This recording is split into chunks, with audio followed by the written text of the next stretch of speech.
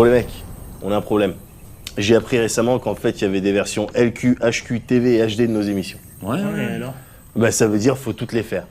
Ah ouais, non. Bah ouais. Non, bah ouais. non, bah non mais je non, sais, non, bah je sais, mais c'est pas moi le boss, qu'est-ce que je te dise. Ouais. Non mais attends, manière c'est quoi?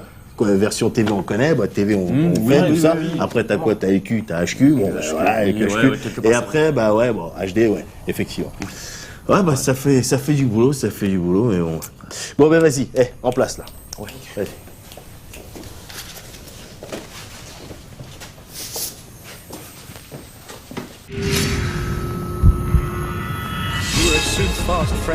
Salut, ça va?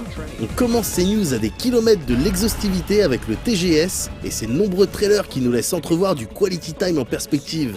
À l'image de Deep Down, cette production made in Capcom qu'on avait entreaperçue lors de la conférence PS4. On sait désormais que les événements du jeu se déroulent en 2094 à New York et qu'il est question d'exploration du passé, d'où l'ambiance Dark Fantasy. Un délire qui semble se rapprocher d'un Assassin's Creed et qui sera visiblement jouable à plusieurs online. Les vidéos et démos présentées au TGS nous montraient des combattants lourdement équipés, tentant de se frayer un chemin dans des dédales qu'on nous promet générer de manière aléatoire. Le jeu reste pour le moment une exclue PS4 et devrait sortir en 2014.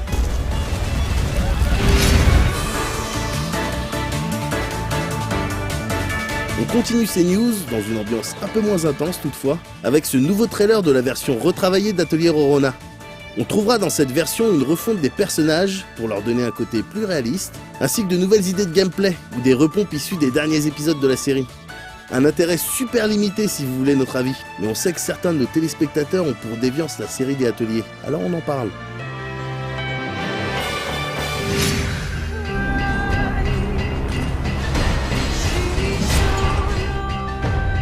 On masturbe maintenant nos sens avec ces belles images et cette belle musique issue du dernier trailer en date de Dark Souls 2 dévoilé au TGS. Un trailer qui se pointe également avec de nouvelles infos concernant le game system.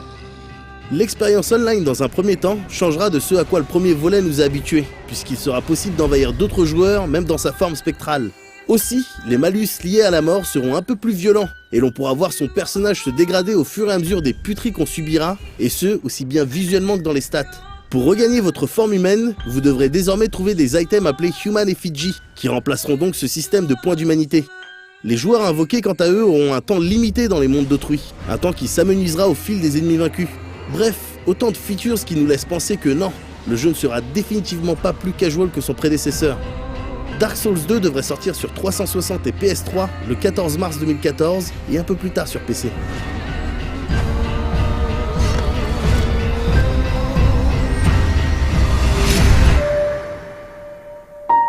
On change d'ambiance, on bouge du TGS et on vous parle de Child of Light, ce petit jeu développé par Ubi Montréal, que l'on connaît plutôt pour la série Assassin's Creed ou le prochain Watch Dogs, à partir de l'Ubi Art Framework, le moteur créé à Montpellier pour Rayman Origins et Legends, et qui se présente comme un JRPG 2D. Le simple fait qu'un tel projet ait pu voir le jour au sein d'Ubisoft est surprenant. Habitué aux productions pharaoniques, l'éditeur a néanmoins su investir ces dernières années dans des projets plus artistiques ou plus perchés. On pense à Far Cry 3 Blood Dragon, Child of Eden, From Dust ou encore Scott Pilgrim vs The World. Child of Light est un projet très personnel du directeur créatif de Far Cry 3, Patrick Plourde. Un JRPG donc, où l'on incarne la princesse Aurora, qui tentera de sauver le royaume de Lemuria en retrouvant les astres volés par la Reine Noire. Celle-ci s'est en effet emparée du soleil, de la lune et même des étoiles. Décors crayonnés et personnages en cel shading contribuent à doter le jeu d'une identité unique, encore renforcée par ses musiques et sa narration en vers. L'exploration de la petite princesse sera entrecoupée de combats au tour par tour, régis par la fameuse jauge ATB popularisée par les RPG Square Enix. Un second joueur pourra participer à l'aventure en prenant le contrôle d'une luciole, via un gameplay coop similaire à celui de Super Mario Galaxy. Nous reparlerons de Child of Light dans le prochain EXP, via une interview de son créateur Patrick Plourde. On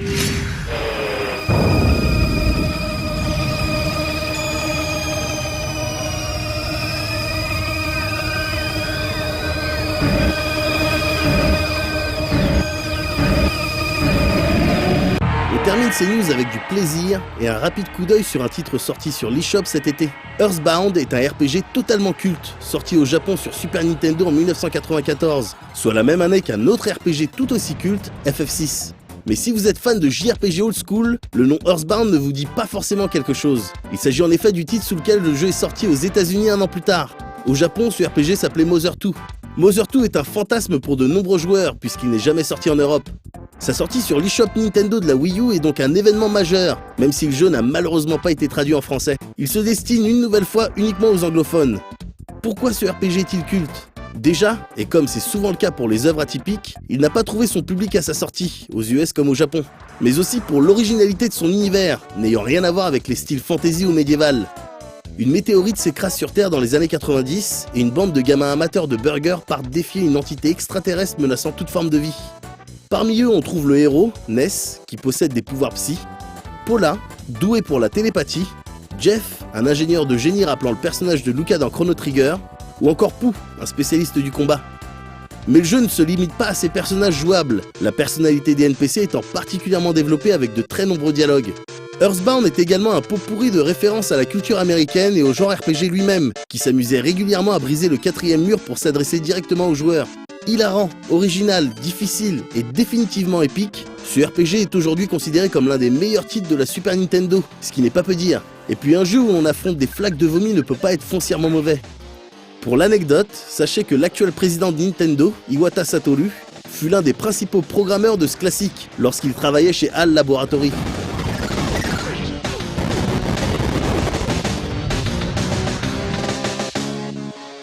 Donc Seb, j'imagine que la jeunesse sait que tu es un petit peu spécialisé en MMO. En fait, tu connais bien, d'ailleurs, c'est toi qui t'occupes de la critique d'FF14. Ouais, mais Doc, mais tu sais, j'ai un petit passif. Alors j'en parle pas souvent à l'antenne, Ouais. mais j'ai connu, moi, dans ma jeunesse, des heures sombres de jeux dans les lignes, là, tout ça. Ouais, non, mais c'est d'ailleurs la raison pour laquelle on parle pas de MMO dans EXP. Exactement.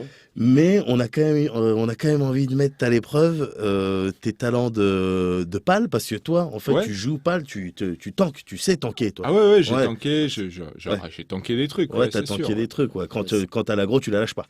Ah non, Ouais. D'accord, bah ça tombe ah bah, très bien. tu sais qu'il y a les bons tanks et les mauvais tanks. Ah, j'imagine, Seb. On en a croisé, nous, des mauvais temps. On en a croisé, ouais, tout à fait. Eh ben, ça tombe super bien, Seb. Ça tombe super bien, parce que là, on va te mettre à l'épreuve. Mais on va voir ça tout à l'heure.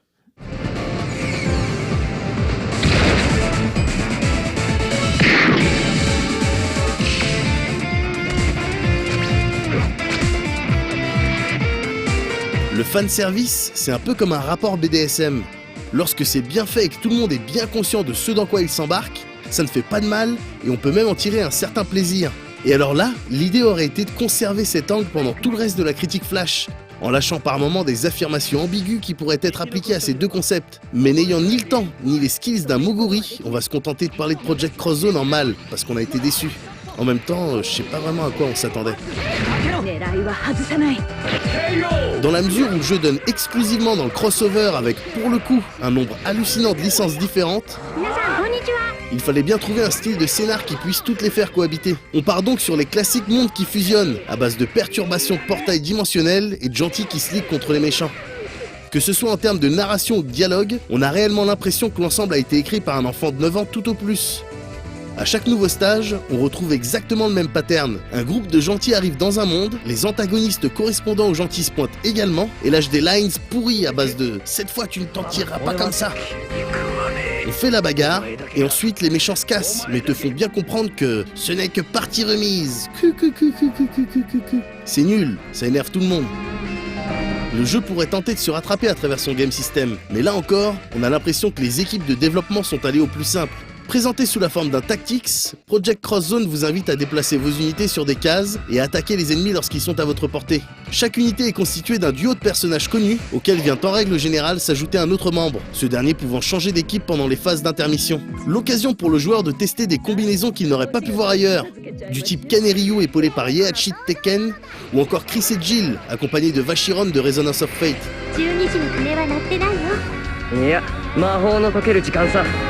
Les combats quant à eux sont assez simples. En combinant une direction puis le bouton d'attaque, votre duo enchaîne l'ennemi. Dès lors, il s'agit de connaître ses combos afin de savoir si vous allez le jeter en l'air ou le faire rebondir par exemple, de façon à enchaîner de la manière la plus smooth qui soit la prochaine attaque. Aussi, grâce aux gâchettes, vous pouvez faire appel à votre troisième complice de l'équipe et même à un autre duo pour peu que vous ayez pris la peine de vous positionner sur une case adjacente à lui. Il en résulte de jolies attaques dans tous les sens, avec en prime la possibilité de balancer une super furie si d'aventure votre jauge spéciale qui se remplit au fil des coups est à 100%. Visuellement, c'est clair que ça pète, et le petit côté etchi de certaines furies n'est pas pour nous déplaire. Mais d'un point de vue stratégie, on est juste à des milliers de kilomètres de n'importe quelle tactique qui remplit un minimum son job. Les stages sont faciles à passer, mais restent super longs à cause du nombre hallucinant de menus frettins qu'on vous met et de ces boss qui possèdent beaucoup trop de vie. L'ensemble n'a donc aucun intérêt en termes de challenge, et encore une fois, énerve lorsqu'il essaye de raconter quelque chose. Project Cross Zone s'inscrit à 100% dans le fanservice, à tel point qu'il oublie carrément d'être respectable sur le reste. Dans le BDSM, lorsque le délire va un peu trop loin à notre goût et prend une tournure qui nous déplaît, il existe ce qu'on appelle un mot de sécurité. Et alors là, l'idée aurait été de faire une phrase de conclusion inspirée qui mêle les deux univers. Mais devant le peu d'efforts fournis par les créateurs de Project Cross Zone, je vois pas pourquoi je me casserais le cul de mon côté. Bon, faut dire que ça m'arrange en même temps.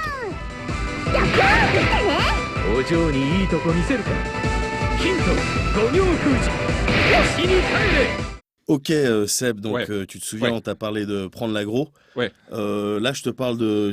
Là on est parti sur du lourd. Ah bah là en termes de mobs, tu t'es capable de pouler plusieurs millions de mobs. Ah on s'en réfère aux réseaux sociaux. Exactement. Donc on va se positionner. Donc moi je suis DPS distance, donc je m'éloigne. Ouais, voilà. Moi je suis DPS CAC, donc je reste au CAC. Ok. Et donc, alors tu fais exactement comme on t'a dit. Je poule là, c'est bon. Ouais, tu dis exactement ce qu'on t'a dit, tu poules et nous on va faire du DPS, max DPS avec Mehdi. Vas-y, DPS distance. Vas-y. Ok. Alors, dans l'affaire du bijoutier de Nice... Ok, DPS CAC, DPS CAC, DPS CAC, DPS CAC. Ah, bruit énervant. Ah, celui qui entend ça est un con. Vas-y, Kite, reprends l'agro, Médoc, arrête, Médoc. Strozy, qui s'est cru. Médoc, arrête de courir, arrête.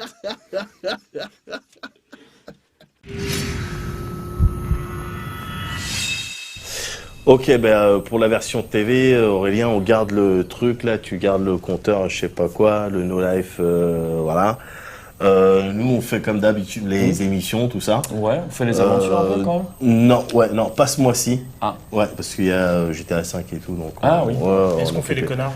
Tu fais, voilà, toi tu fais le connard, toi tu racontes de la merde, éventuellement. Ouais. Tac, moi, émission, truc et tout. Je crois on garde le fond. A priori, on est bien. On le laisse. Voilà, a priori, on est bien. C'est TV, de toute façon. Ouais, c'est TV, ils connaissent. Hein. Ok, on peut y aller. Ok, Moguri, question. Vas-y. Est-ce que tu crois qu'à ce stade-là, les gens ont compris qu'ils pouvaient éventuellement switcher de version? De version, je sais pas. Ouais. Je sais pas, j'aimerais penser que oui. Bah ouais. En même temps, je suis profondément convaincu, au fond de mon âme, que les gens sont bêtes. Oui, c'est vrai que t'as toujours été un petit peu misanthrope. Ouais. Du coup, c'est bien dommage. Alors, est-ce que tu penses... Enfin, toi, je trouve pas que t'es bête. Tu veux peut-être passer une dédicace spéciale à quelqu'un? Ouais. Avec une voix de radio? Non, parce que les dédicaces, c'est pas les voix de radio. C'était les auditeurs. Ah oui, c'est vrai. Les voix de radio. Tu veux passer une dédicace et ensuite on passe une musique juste derrière? Oh. Vas-y, laisse-moi y réfléchir le temps du prochain bumper. D'accord. Tales of Xillia, qu'on va prononcer Exilia pour faire comme les Japonais, et parce que c'est 2 fois plus facile, c'est carrément fait attendre chez nous. Encensé au Japon et plutôt bien accueilli aux States, ce Tales of exclusif à la PS3 a donc une certaine réputation à tenir. D'autant que les tentatives de la série sur console HD ont été plutôt concluantes jusqu'à maintenant. À l'image de l'excellent Vesperia, malheureusement exclusif à la 360 en France, ou plus récemment le Gracies F qui m'avait laissé une douce impression. On rappelle que le jeu est sorti au Japon il y a plus de 2 ans. On est donc curieux de voir si l'attente valait le coup. D'accord. Juste là, tu sais dans quelle qualité on est? Histoire de faire des bumpers en fonction. Là, je crois qu'on est en TV, non? Là, on est en TV. Ouais. D'accord. Donc bumpers normaux finalement. Ouais. Voilà, c'est vicieux ce que tu fais. Ouais. Mais si... Peut-être tu mens, peut-être on n'est pas en TV. Peut-être que je mens. C'est doublement vicieux ce que tu fais chier parce que c'était un petit peu la phase du prochain bumper que je voulais faire. Que tu voulais faire? Ouais. Ah. Mais en même temps, c'est vous bon. rentrez un peu dans la conception du bumper. Voilà. Au plus proche. Voilà. En quelque sorte, le behind the scene. Oui, voilà, exactement. Ouais. Exactement. Ouais. Hi. Tales of Exilia tente de se démarquer dès le début en proposant aux joueurs de choisir entre deux personnages. Jude, jeune étudiant dans la ville de Fenmont, était a priori bien parti pour faire une longue carrière en tant que médecin, s'il n'avait pas fait cette rencontre déterminante avec Mila, la deuxième héroïne. Cette dernière n'est autre que l'incarnation de Maxwell, le gardien des esprits et donc de toute chose. En effet, le monde d'Exilia tourne exclusivement autour de cette cohabitation qui existe entre les hommes et les esprits. Ces derniers permettent aux gens de s'éclairer, de se chauffer, de se développer d'un point de vue technologique, le tout en échange du mana produit par une partie du cerveau humain. Une symbiose qui ne tardera pas à être mise en ballottage par les ambitions malsaines de certains. C'est d'ailleurs la raison pour laquelle Maxwell, dans le corps de la charmante Mila, décide de faire un tour du côté de Fenmont, là où semblent se goupiller des expériences n'allant pas vraiment dans son sens. Come. Fenmont awaits. Évidemment, tout ne se déroule pas comme prévu, et Mila se voit perdre la quasi-totalité de ses pouvoirs. Jude, impliqué malgré lui dans Strafalgar, décide d'aider la jeune fille à restaurer l'équilibre, tout ça. What are you up to? The guards will be here any second. Ils rencontreront par la suite d'autres personnages qui les aideront à tenter d'accomplir cette mission. Le tout sur fond de guerre imminente entre deux royaumes. Comme dans tous les Tales of, les personnages sont ici mis en avant à travers les nombreuses scénettes présentes dans le jeu. So, in other words... On peut dire ce qu'on veut, mais voilà un point sur lequel les Tales of ont toujours excellé. Malgré la dimension complètement cliché de certains persos, genre le jeune indécis, la tsundere ou encore le beau gosse mystérieux, les personnages arrivent à nous surprendre par moments et font montre de beaucoup plus de profondeur que ce qu'on imaginait.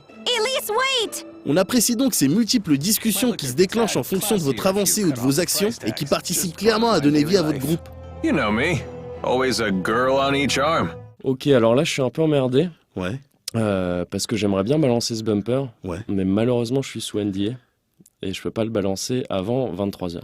Ah merde. Et pourtant j'ai vu, j'en ai vu d'autres qui ont balancé ça. Hésité, qui ont pas hésité. Hein. À balancer des bumpers. Mais ils sont peut-être fournis à bumper commercial. Ouais. Dans et le puis marché. c'est du bumper torché en pas longtemps. Tu ouais, vois. j'imagine. Ça c'est du bumper. Tu peux pas prendre le temps de faire un bon bumper. En si peu de temps, c'est pas possible. Donc, rendez-vous à 23h. Pour le vrai bumper. Pour le vrai bumper. Voilà. Namco Bandai n'allait pas changer une recette qui fonctionne depuis maintenant presque 20 ans. On se retrouve donc avec un Tales of qui garde les principes de base de la série, s'inspire de ce qui s'est fait bien dans les derniers volets, et innove suffisamment pour qu'on n'ait pas l'impression de vivre deux fois la même expérience.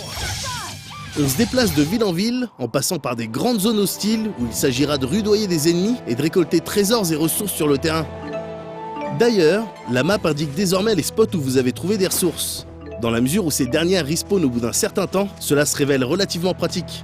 Les ressources ramassées se distinguent en plusieurs types, genre végétal, animal, marin, etc. et servent avant tout à la revente, afin d'augmenter le niveau de chaque type de magasin. Le prix de revente d'un type de ressources varie avec le temps et le magasin qu'on souhaite upgrader. À vous de vendre les bons items au bon moment. Le fait d'upgrader un type de magasin vous donne naturellement accès à de nouveaux articles, ainsi qu'à des promotions sur les items déjà présents, en sachant que les magasins sont les mêmes d'une ville à l'autre. Il s'agira alors de faire un choix entre attendre que l'arme, l'armure ou l'accessoire que vous recherchez soit à un prix raisonnable, au risque d'être sous-équipé pendant une partie de l'aventure, ou bien vous procurer les dernières pièces d'équipement en date, quitte à ne pas en faire profiter toute votre équipe. Un principe sympa qui enlève toutefois ce petit kiff de trouver de l'équipement inédit à chaque nouvelle ville visitée. Pour faciliter votre aventure, et dans la mesure où pour les quêtes annexes vous serez souvent amené à faire des allers-retours, on trouve ici un principe de voyage rapide vers une ville, un donjon ou une zone hostile. La cuisine, un des piliers de la série, fait son retour, mais sous une forme différente. Contrairement à Graces F par exemple, il n'est plus question de synthétiser des plats. Ici, on les achète et on les consomme pour bénéficier de leurs effets durant un nombre de combats limité. Autre nouveauté, les orbes d'hélice, un item dont sont équipés la plupart des aventuriers et qui se rapproche d'un style de sphérié à la FF10. À chaque level up, vous gagnez un certain nombre de points qu'il faut distribuer dans cette grande toile. C'est ainsi que vous augmentez de manière significative vos stats de base, mais aussi que vous débloquez de nouveaux arts et de nouvelles capacités. Côté combat, il se déclenche toujours en allant à la rencontre des ennemis visibles sur le terrain, en sachant qu'en les touchant par derrière, vous bénéficiez automatiquement d'une attaque gratuite. Ici, on retrouve les bases de la série, avec ses affrontements dynamiques et cette aire sur laquelle on peut se déplacer librement. Contrairement aux Graces F, les MP font leur réapparition et se réduisent à chaque art utilisé. La grosse nouveauté vient ici du système de lien. Vous pouvez en effet être lié à un personnage de votre équipe et ainsi remplir un ennemi à deux dans le cadre d'une jolie chorégraphie par exemple. Aussi, lorsque vous êtes lié, vous bénéficiez d'un certain nombre de capacités de votre collègue, comme une défense élémentaire accrue ou encore du soin en permanence. Enfin, le collègue auquel vous êtes lié possède une feature particulière en combat. Mila par exemple pourra bloquer votre cible le temps que vous la remplissiez comme il se doit. Les arts, un nom exotique pour décrire les mouvements spéciaux, jouent également un rôle dans cette histoire de liaison. Concrètement, lorsque la jauge à gauche de l'écran atteint un certain stade, vous pouvez balancer un art lié. Vous verrez ainsi certaines de vos attaques spéciales agrémentées d'une deuxième attaque spécifique à votre collègue. Aussi, lorsque cette jauge est au max, vous pouvez vous faire plaisir pendant un court moment et balancer des arts liés en chaîne, et ce, sans vous soucier de leur coût en MP. Pour varier les kiffs, vous pouvez switcher à tout moment de personnage sur le terrain et donc expérimenter d'autres liens en fonction de vos besoins. Est-ce que tu penses, Moguri, que les jeunes, bon maintenant ils ont compris en tout cas pour la plupart j'espère, mais est-ce que tu penses que les jeunes s'attendaient à ce qu'on ait des bumpers Made in 2080 spécifiques à UXP?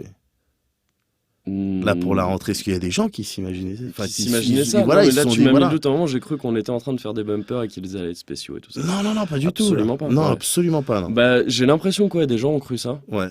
Je leur en veux pas parce qu'en même temps on est très convaincants. Oui. Ça, faut pas l'oublier. Ouais. Maintenant c'est peut-être un peu naïf de leur part quand même. Mais alors, c'est effectivement un petit peu naïf de leur part, mais est-ce que tu crois pas que le fait que il y a eu tout l'été qui soit passé et que on sait de sources que 2080 il a rien foutu. Il est resté en slip chez lui, il est resté en slip chez lui, il a joué aux jeux vidéo, il a joué à sa Mega Drive, je sais pas quoi. Peut-être à la lumière de ces éléments, les gens se sont dit peut-être qu'il a fait des bumpers XP, tu vois ce que je veux dire? Oui, c'est vrai. Donc c'est pour ça il a pu créer une attente aussi. Voilà, c'est ce que je veux dire. C'est ça que tu veux dire. Exactement.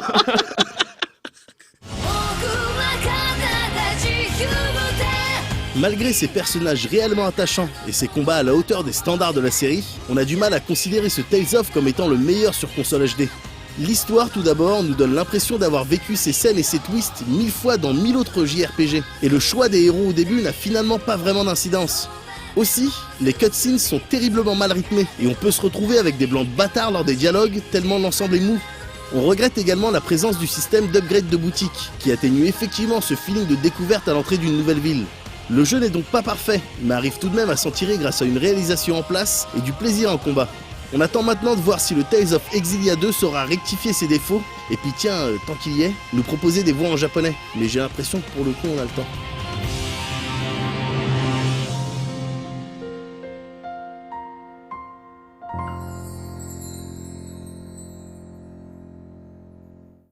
Non, on déconne évidemment à propos de 2080. Le mec a très certainement taffé pendant les vacances. Oui, vu qu'il a sorti un nouveau maxi 4 titres. 4 titres, c'est toi qui as dit ça, Mathilde? Tu es sûr de toi? Ouais. Ok, donc un nouveau maxi 4 titres. Ah mais voilà. il a sorti là, il est en train de faire un Kickstarter pour le sortir de manière bien. Voilà. Tout ça, et donc vous pouvez le backer. Voilà. Si vous voulez. Voilà, 2080, nous on a fait notre taf de notre côté. Maintenant tu nous fais les bumpers, comme on a dit. D'avance, merci. Ouais. Oui, c'est mieux, parce que merci d'avance, ça fait d'avance, merci, c'est plus...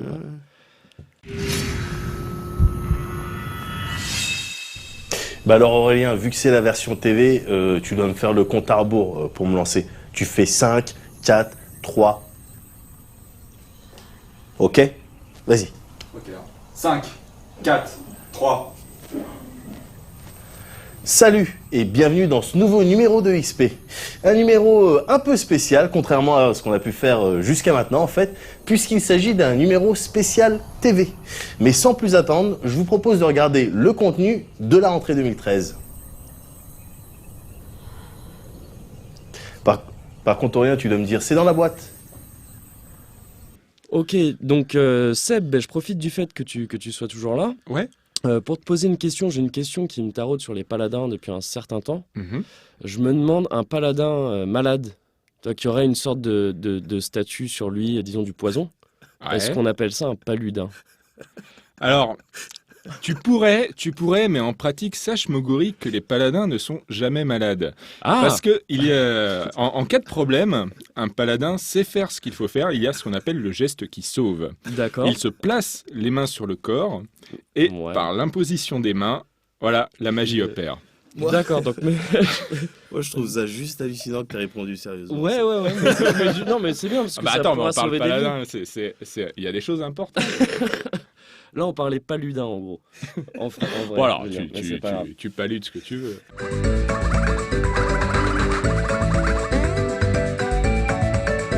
Parce qu'au fond de lui, lorsqu'il sonde son petit cœur, il sait très bien qu'il a abusé de sa position de rédac-chef jeux vidéo durant toute la saison dernière. Thierry Falcoz, dit le Falcon, a accepté de nous laisser parler d'un jeu estampillé Mario dans EXP. Un choix de raison, puisque malgré ses nombreux aspects action-plateforme, Mario et Luigi Dream Team Bros fait partie de la grande famille des RPG, et des bons qui plus est. Évidemment, concernant l'histoire, il ne faut pas s'attendre à un setup de dingue. Un beau jour, dans le royaume des champignons, arrive un messager portant une lettre à la princesse. Cette dernière se voit invitée par le docteur Coltar sur l'île de Koussinos, un spot plein de mystères qui enthousiasme de suite la jeune Peach. Et c'est accompagné de son crew habituel de Champi, mais aussi des deux frères Rital, qu'elle se dirige vers cette destination qu'on imagine pleine d'aventures. Par la suite, on aura le droit à de la capture de princesses, des méchants qui se servent des cauchemars comme un moyen d'atteindre leurs objectifs, et des Mario et Luigi en mode sauveur.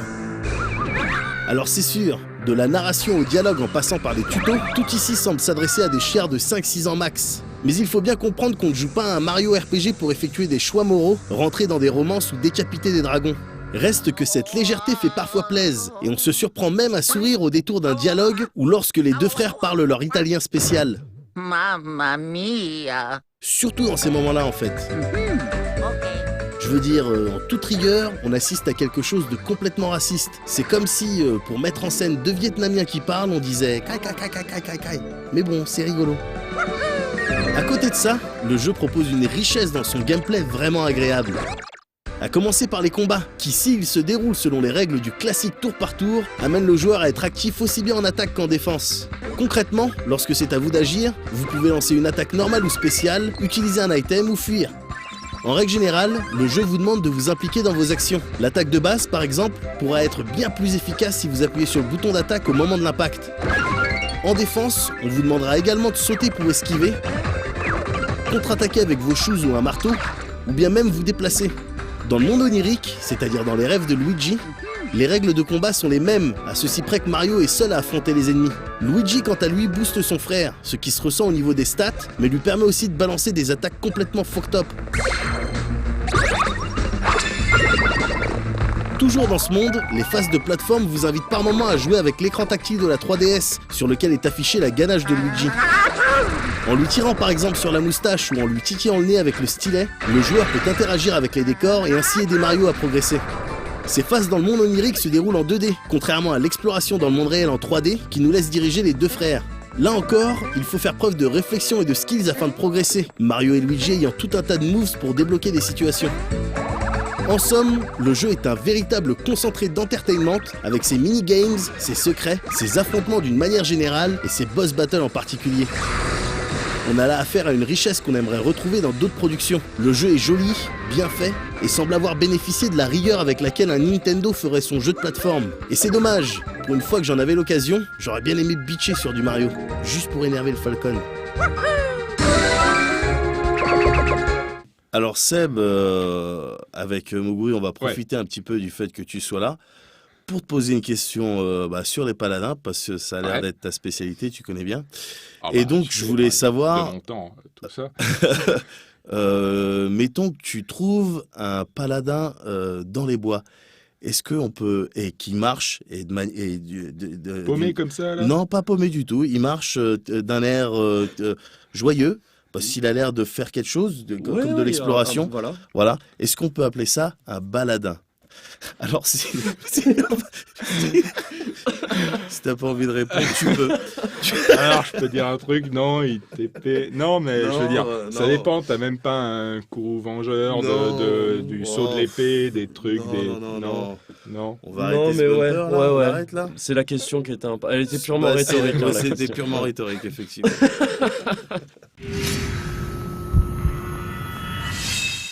Instant charade. Mon premier est le bruit que deux épées font lorsqu'elles s'entrechoquent. Mon deuxième est le nom d'un célèbre tennisman américain ayant servi à la cuillère lors d'une finale de Roland-Garros. Mon troisième est l'onomatopée qu'on fait lorsque l'on trinque. Mon quatrième est mon deuxième. Et mon tout est, d'après ce que je sais, un nom courant dans le continent asiatique. C'est raciste. C'est super. Non, mais même pas. De toute façon, à la base, deux épées qui s'entrechoquent, ça fait clink. Ouais, donc, oui, là, je suis là, on est en train de faire les bumpers et tout, et je me rends compte que c'est dans cette EXP qu'il y a le plus de bumpers de tous les EXP de tous les temps. Alors, ouais, c'est vrai. Oui, c'est vrai. Mais ça s'explique. C'est parce que dans cette EXP, en fait, on n'a jamais eu un EXP avec autant de critiques. C'est D'où vrai, voilà. c'est logique implacable. C'est logique implacable. Ouais. Mais alors, heureusement, parce que je fais les choses bien, Ouais. dans les critiques, tu vois, dans les 4 critiques, Ouais. il y a 2 critiques flash. Et ça, c'est judicieux. Ouais, C'est judicieux. Et d'ailleurs, j'ai envie de dire, parce que les gens ont pu le voir là, à l'heure qu'il est, Ouais. c'est pas des critiques flash, c'est des critiques fl. Oui, C'est-à-dire ouais. que je fais ça vite. T'as fait ça, ouais, mais bien. J'ai fait ça vite et bien. J'ai fait ça vite et bien. En même temps, on n'allait pas passer 1000 ans sur un jeu qui est sorti début juillet. Non, ni sur un truc fan service de merde, donc voilà. Donc voilà, emballé, c'est bon. Ouais, exactement. Voilà. On a tous plus ou moins connu ce sentiment dégueulasse d'injustice primaire. Alors qu'on voyait nos baskets s'en aller, le sang couler de notre nez ou notre cartable s'envoler, on a maudit la loi du plus fort. Dans la cour de récré, ce sentiment et cette loi avaient un nom. Ils s'appelaient Alexandre, Julien, Brandon ou peut-être Marine, et c'étaient les plus forts de l'école. Ils n'étaient pas balèzes mentalement, ils ne prévalaient pas par leur adresse ou leur vivacité d'esprit, car ils n'en avaient pas besoin. Ils étaient les plus forts physiquement parlant, et c'était suffisant. Et toute l'astuce, l'intelligence ou les efforts dont on pouvait faire preuve ne changeaient rien à l'affaire. Quand ils nous mettaient des claques avec nos propres mains, quand ils nous piquaient nos goûters ou qu'ils riaient du bon côté de leurs bras trop musclés, ces brutes étaient vraiment les rois. Ils constituaient un mur qu'il était vain de tenter d'escalader et auquel il fallait bien s'habituer. Et régulièrement, mauvaise comme un coup de coude, cette réalité devait se rappeler à nous. Comme pour nous préparer à la vraie violence, celle d'après. La violence beaucoup plus insidieuse du social, du langage, du temps et de l'humain. Et en attendant, on a enduré, parce que c'est tout ce qu'il y avait à faire sur le moment. Puis, finalement, cette tyrannie de la force physique a fini par s'estomper peu à peu.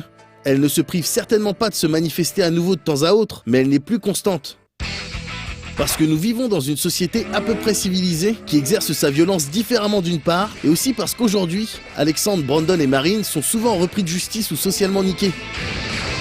Finalement, en imposant leur propre niveau de crade, l'astuce, les études et un truc qui ressemble peut-être vaguement à de l'intelligence ont presque fini par l'emporter sur le physique. À vous de voir si c'est beau ou pas.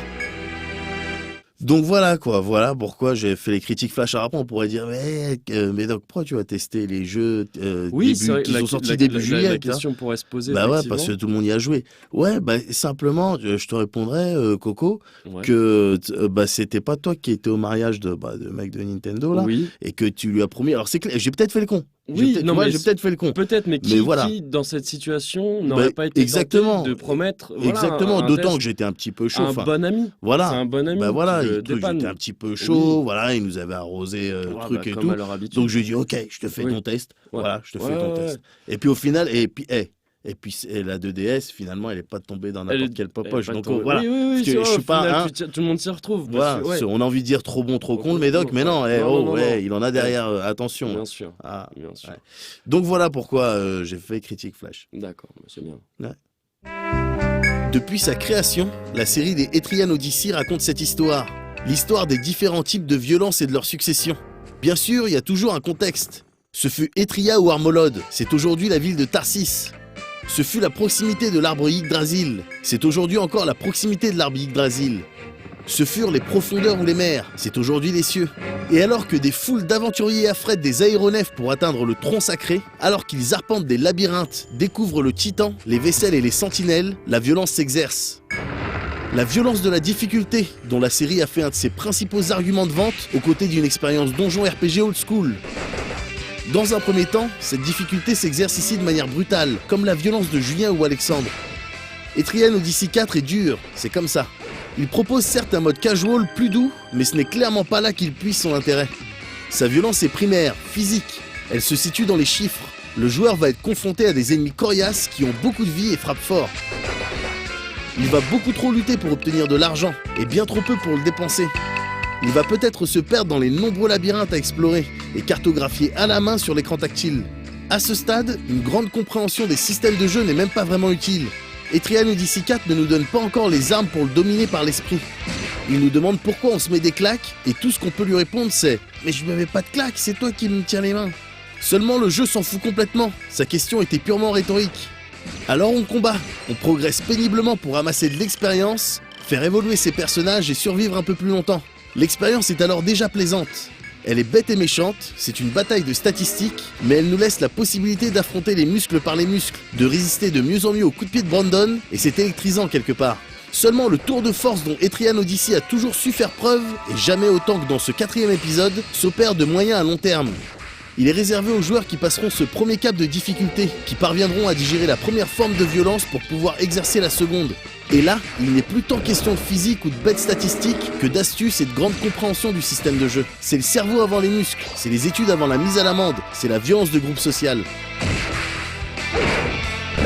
Ok, tu parles de critique flash, ça me fait penser. Ouais. Tu sais comment on dit critique flash en japonais? Non. Kuritiku fulachu. C'était juste ça.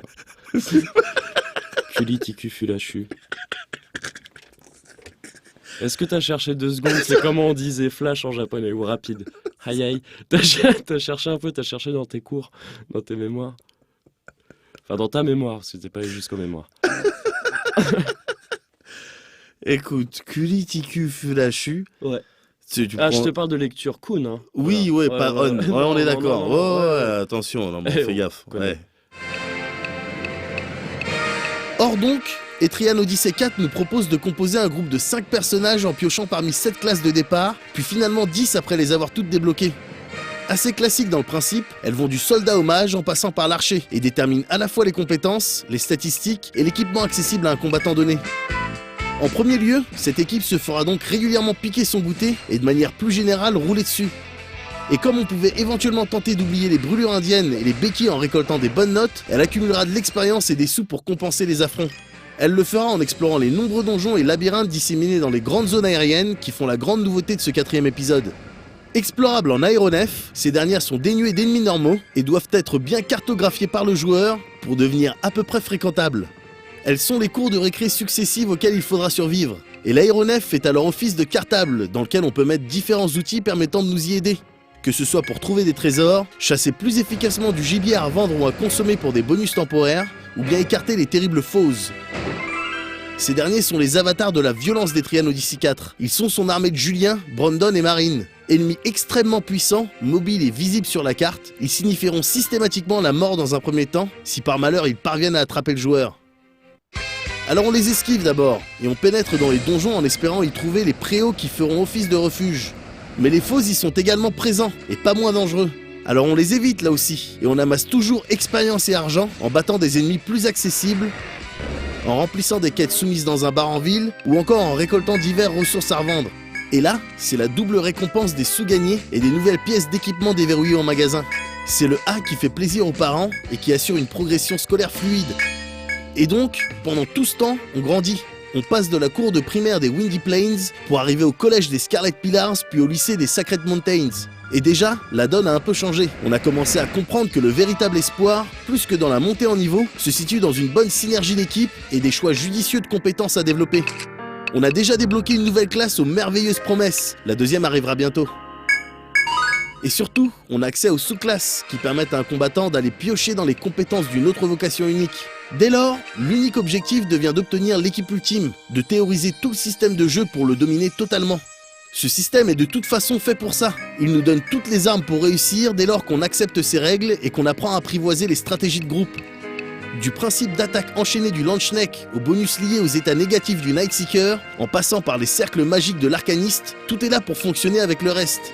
Pour créer des synergies hallucinantes pour peu qu'on fasse un des nombreux bons choix possibles en matière de construction d'équipe. Et comme pour affirmer que c'est bien là que réside sa force, Etrian Odyssey 4 nous permet de remettre tous les points de compétence d'un personnage à 0 pour les réattribuer à l'envie, au maigre prix de 2 niveaux perdus, mais rapidement regagnés. Parce que c'est bien dans la bonne compréhension des compétences et de leur complémentarité que se trouve le salut. Sous certaines conditions, il autorisera même l'accès instantané d'un combattant tout frais au niveau 25, car vraiment le gain de force n'est pas un but en soi, mais un moyen d'arriver à appliquer la violence de la stratégie. Certes, les fausses sont toujours là, mais déjà, alors qu'on en est au stade des grandes études et de l'adaptation au système tout puissant du jeu, ils sont en décrochage scolaire. Ils nous font peur, peuvent toujours venir nous mettre une calotte surprise et repartir avec notre portefeuille. Mais on a appris à les esquiver, à les détruire en 2 coups éventuellement, voire même à les utiliser s'il le faut. La machine est maintenant lancée, on est rentré dans le moule, on a appris à utiliser le groupe pour exercer cette nouvelle forme d'oppression pernicieuse qu'il a fallu théoriser sur le long terme. Et ivre de notre nouveau pouvoir qui ne cesse de grandir selon nos plans, on réexplore les anciens donjons et zones aériennes pour décimer les pauvres fausses qui nous faisaient peur il y a bien longtemps déjà. On quitte les études scolaires et sociales, et pendant qu'on récolte leurs fruits, Brandon est caissier en fast-food à 35 ans. Pourtant, c'est un peu grâce à lui qu'on en est là aujourd'hui. C'est un peu grâce à la préparation mentale à la violence qu'il nous a imposée qu'on peut le soumettre aujourd'hui. On est devenus des monstres, c'est grisant. C'est là le fait d'être là, comme ça, moi je suis là, toi t'es là aussi, Ouais. en face du micro, Ouais, avec le casque comme ça. ouais. J'ai l'impression d'être Lionel Richie et éventuellement, je sais pas qui. Alors, il y a Bruce Springsteen. Ouais, voilà, exactement. Et USA for Africa. Quoi. Ouais, Ouais. t'as envie qu'on chante quelque chose? Ah, ça donne envie. Ah, ça donne en tout cas, envie. ça te donne envie de se battre pour des causes justes Ouais. par le biais de la chanson. Mais c'est marrant que tu me dises ça en fait, mais vraiment pour de Ouais. vrai. Parce que, parce que d'une, j'ai toujours rêvé de venir faire les bumpers également avec Mickey. Ouais, Et j'ai toujours rêvé qu'il mette le casque, ouais, des lunettes de soleil, et devant ce micro, et moi à côté de lui, ouais. ça fait Womack and Womack. Oui, c'est On va- vrai, tu me l'as Je oui. vais le faire un On jour. fera ça un jour. Je Alors, vais le faire un jour. visuellement, vous n'en profiterez pas. Mais nous, on va se faire un bon délire. Voilà, on va se régaler. Womack and Womack, gars. Je vais le faire. Voilà, c'est noté, c'est pris. Le rendez-vous est pris. Rendez-vous Comme au les prix. bumpers 2080.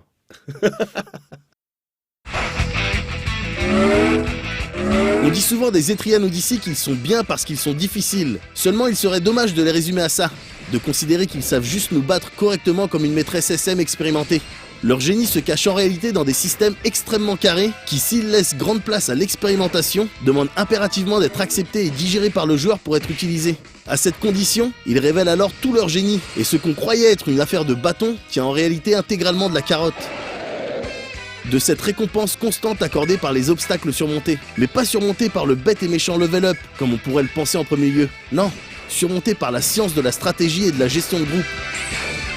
Ces arts délicats capables de happer n'importe qui et de lui faire parler de notions pétées comme le build ou le theory craft dont il n'avait possiblement aucune connaissance quelques semaines plus tôt. En ce sens, Etrian Odyssey 4 est en tout point similaire à ses prédécesseurs. Seulement, il se paye non seulement le luxe d'être on ne peut plus raffiné, d'apporter l'exploration aérienne extrêmement plaisante, mais surtout d'être plus accessible sans pour autant faire de concessions ou quitter sa ligne de conduite. À ce stade-là, la nouvelle modélisation des ennemis en 3D ou la bande-son absolument magnifique ne sont plus que des cerises sur le gâteau des violences. Ouais, donc dernier bumper de Ouais. cette émission, là, pour Déjà, le coup. ouais. J'en profite, et là, pour le coup, je suis vraiment sérieux, Ok. pour prévenir les gens, parce que ça représente quand même du taf, on n'imagine pas, mais que dès lors qu'on aura, parce que c'est prévu, on n'a pas de date exactement, mais en tout cas, on est d'accord pour dire qu'un jour, on va avoir des bumpers spécifiques à Oui. XP. Ouais. Dès lors qu'on aura ça, et je préfère prévenir les gens tout de suite, histoire qu'il n'y ait pas des Ouais, sur ouais. le forum, on arrêtera les bumpers. Je veux dire, la raison pour laquelle on a fait les bumpers, c'était parce que Mogori, c'est pas la peine de faire T'as cette failli tête. dire le prénom interdit. Non, mais voilà, faut bien expliquer que la raison pour laquelle Oui. on a fait bumper, c'est parce qu'on n'avait pas. Donc voilà, c'était une idée Moi, originale. j'aimais bien. Tout le monde aime bien. J'ai adoré faire des bumpers avec toi. Mais c'est pas et avec terminé. vous. Non, mais c'est pas terminé avec vous. C'est pas terminé. Je dis simplement que voilà, quand on aura des nouveaux, Oui. eh ben, on arrêtera de faire ça. Ouais. On fera autre chose. Oui, tu sais, c'est vrai, c'est les, vrai, c'est les vrai. choses changent. Voilà, C'est vrai. il faut, C'est faut vrai. évoluer un petit peu dans la vie. Ok. Mais du coup, j'ai envie de rester un peu plus sur celui-là. J'ai envie que ça s'arrête tout de suite. Tant que j'ai pas dit on arrête le bumper, il continue. Et donc ça reste un bumper. C'est un style de... Mais t'as pas le droit de prendre des décisions sans nous en aviser avant, C'est en tant que...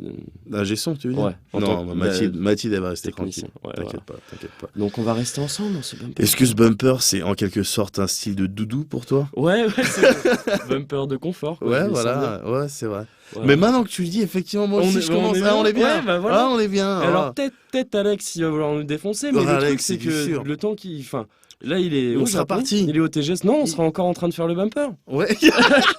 Il Non, peut mais c'est rien nous vrai, faire c'est dans vrai notre qu'il peut rien bumper. nous faire. Et il est au Japon, là. Là, il est au peut... Japon. Si, il peut envoyer un mail.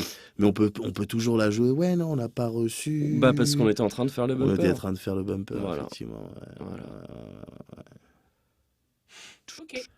Vous êtes Non, toujours là? ouais. C'est vous qui raccrochez le bumper. Allez, c'est vous qui raccrochez le bumper. À 3. 1, 2, 3. Ça. Ah, raccrochez. Il est beaucoup trop long.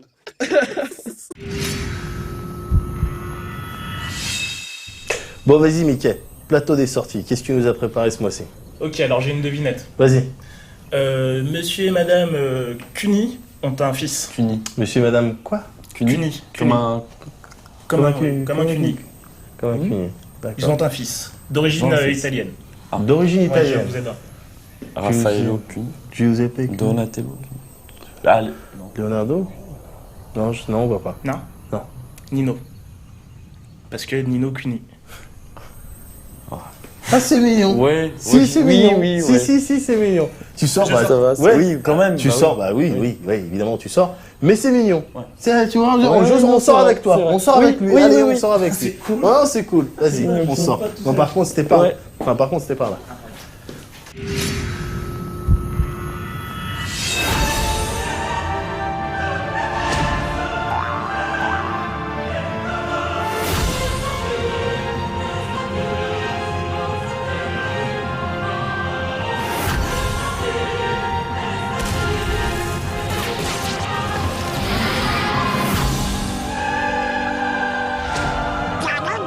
Name's Goofy. I'm Sora.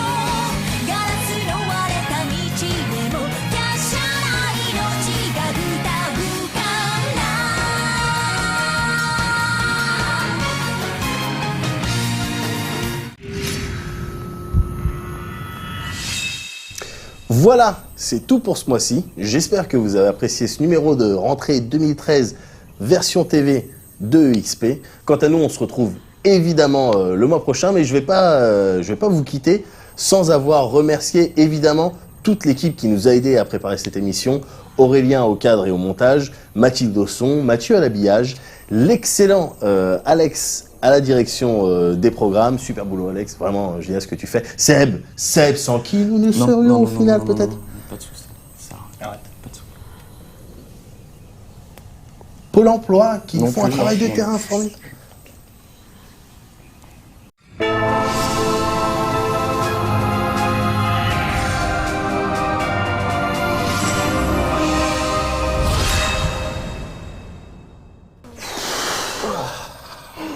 Eh mais vous vous rendez compte que là, en un EXP, on a tourné plus de plateaux qu'en 2010. Ouais, c'est vrai. Mais en même temps, voilà, on est des pros, quoi. Il faut faire des versions, on fait les versions. Il y a du taf, on fait le taf. C'est tout. Non, attendez, D'accord. On a oublié de tourner la version HD là. Oh la galère, putain. La vraie galère. Oh relou. Bon, vas-y, en place. HD, haute densité. En formation. Vas-y. Salut et bienvenue dans ce nouveau numéro de X. Attendez les gars. Je me demande depuis le début là, vous savez vraiment ce que ça veut dire LQ, HQ, TV et HD? Ouais. Attends, Bah, bien sûr. LQ c'est Lux Quality quoi. Ouais, si, c'est ça, Mickaël. Non, mais oui, LQ, Ouais. HQ, et puis télé, ce qui passe à télé, et puis HD, haute densité, quoi. Ah ouais, d'accord. Non, en fait, vous êtes juste bête.